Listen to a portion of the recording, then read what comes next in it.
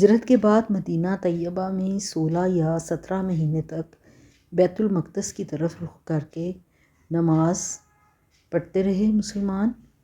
اور حضور صلی اللہ علیہ وسلم ایک دن ایک صحابی کے ہاں دعوت پر گئے ہوئے تھے، وہاں ظہر کا وقت آ گیا، 2 رکعتیں پڑھا چکے تھے کہ تیسری رکعت میں یکایک وحی کے ذریعے یہ آیت نازل ہوئی، یعنی کون سی آیت؟ تحویل قبلہ کی۔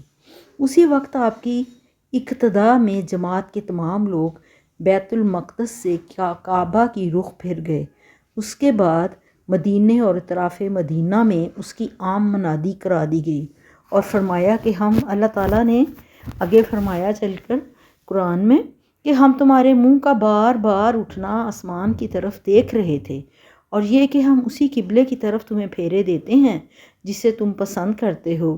اس سے یہ صاف ظاہر ہوتا ہے کہ تحویل قبلہ کا حکم آنے سے پہلے نبی صلی اللہ علیہ وسلم اس کے منتظر تھے۔ تو 2 ہجری میں نے جیسا کہ آپ کو پہلے بتایا نماز ظہر کی ادائیگی کے درمیان یہ حکم آیا تھا۔ تو جس مسجد میں نماز پڑھائی جا رہی تھی اس کا نام مسجد القبلتین یعنی 2 قبلوں والی مسجد رکھا گیا، کیونکہ آدھی نماز جو تھی وہ ایک قبلے کی طرف اور آدھی کعبہ کی طرف۔ وہ جو اس کا فاصلہ ہے وہ تقریباً 3 میل کے فاصلے پر مسجد نبوی سے ہے، تو اپنا ایک منفرد مقام ہے اس مسجد کا بھی۔